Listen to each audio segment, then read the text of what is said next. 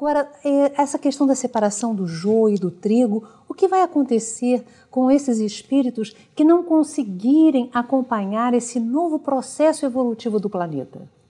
No livro A Caminho da Luz, Emmanuel, através do médium Chico Xavier, cujo filme está aí bombando, como se diz,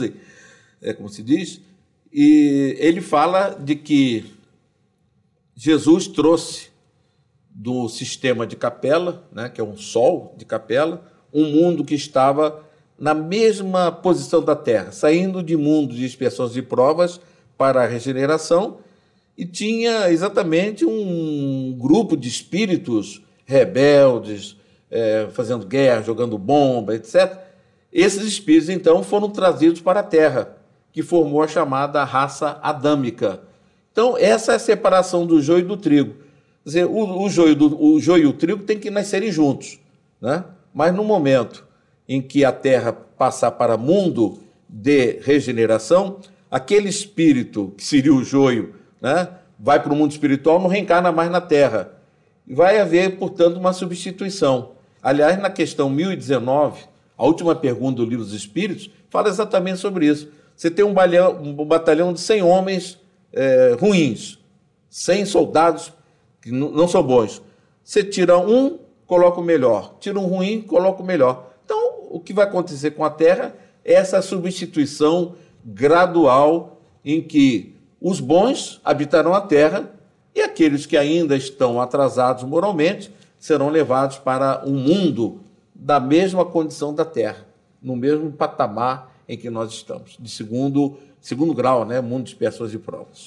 Agora, é possível nós prevermos o futuro? É possível alguém dizer, olha, vai acontecer isso, vai acontecer aquilo?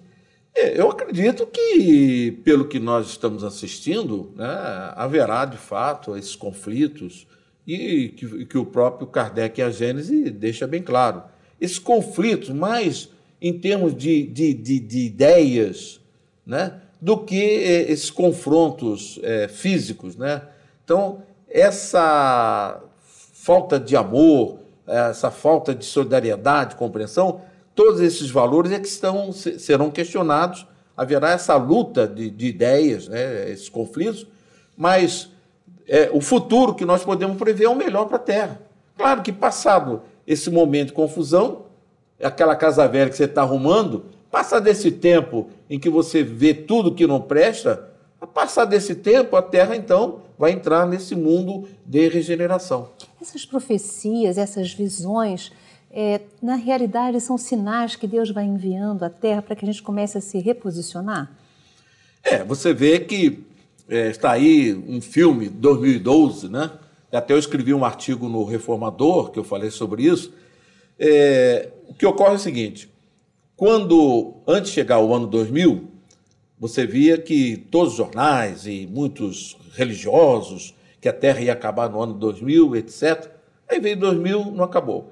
Então, como não havia mais matéria-prima para explorar, que a Bíblia diz, etc., né? Que de 1000 passarás, 2000 não passarás, etc.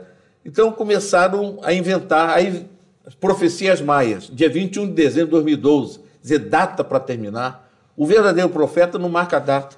Quando Jesus diz haverá falsos cristos e falsos profetas, você vê que ele não marca a data.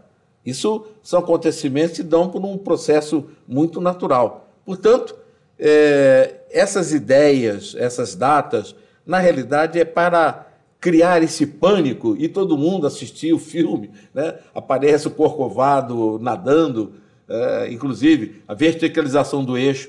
Kardec, em a Gênese, fala que a verticalização do eixo se dá em 26 mil anos. Então, essa história de pensar que você está dormindo na Praia do Flamengo e no dia seguinte você acorda boiando, isso é conversa. 26 mil anos, precisamos estudar Allan Kardec, está lá em A Gênese, quando ele fala sobre a precessão dos equinócios. Então, esse movimento da precessão, da verticalização, é um processo muito lento, 26 mil anos. Então, precisamos tomar muito cuidado com essas previsões catastróficas, que, na realidade, é mais uma jogada de marketing. Gerson, como nós podemos identificar aqueles que são falsos cristos e falsos profetas? Bom, em primeiro lugar, a linguagem arrogante, né? a gente vê, por exemplo, um verdadeiro profeta que foi Chico Xavier. A linguagem de Chico Xavier era uma linguagem de humildade, né, de amor, de solidariedade.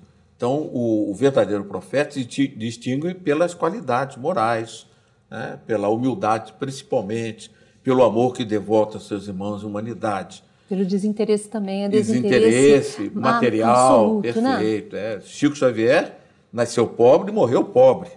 Era um homem que os livros editados, né, psicografados por ele, mais de 400, dariam uma fortuna para ele. Né? Então, viveu pobre. E nós estivemos na casa dele em 1980, era um cômodozinho muito simples, uma caminha, uma mesa, etc. Bem, e outra questão, por exemplo, nós vemos que Jesus, quando falou a respeito da cura, ele disse assim: vinde a mim, todos vós que estáis aflitos e sobrecarregados, que eu vos aliviarei. Ele não disse assim, que eu curarei, porque a cura só Deus pode determinar. Então, ele prometeu o alívio, que alívio todos nós podemos realmente ajudar o próximo nesse sentido. Então, não há nenhuma expressão, vinde a mim que eu vou te curar, que eu vou fazer isso. Então, essas expressões você vê que realmente estaria fora.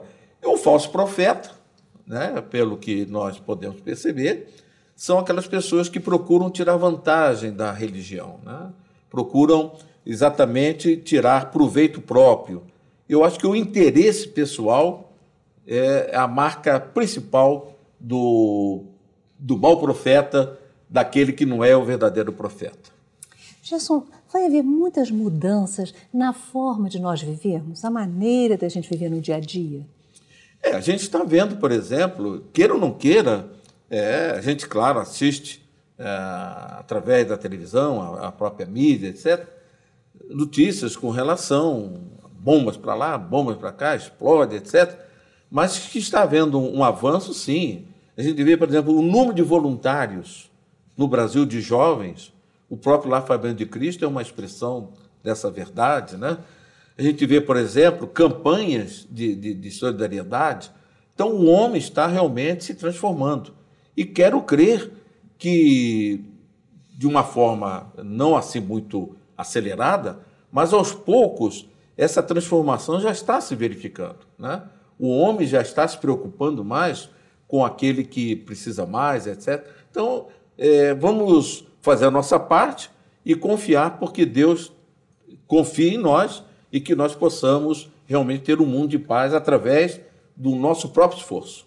Quais as diferenças entre um mundo de provas e expiações e um mundo de regeneração? Não vamos pensar, porque tudo e a natureza é muito gradual, né? Até para a gente nascer 9 meses, né? 9 meses. Não vamos pensar que a Terra vai sair de mundo de expiações e provas e no dia seguinte mundo de regeneração. Tem um dia marcado para isso. Exato, né? Tudo na natureza é um processo. Eu gosto muito dessa palavra, né? O processo é um processo lento, gradual. Na medida que aqueles espíritos que ainda estiverem propensos ao mal forem sendo retirados, em substituição a um espírito mau, reencarna um espírito melhor, um espírito bom, etc.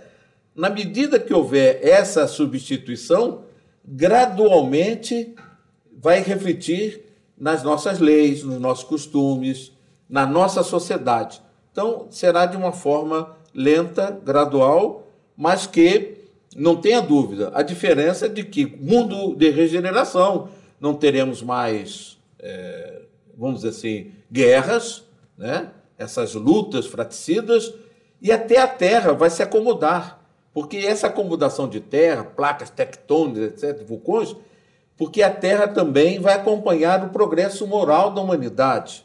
Vamos ter exatamente esse momento de paz em termos do nosso planeta, enquanto mundo físico, que vai acompanhar também esse mundo moral mais evoluído com maior progresso.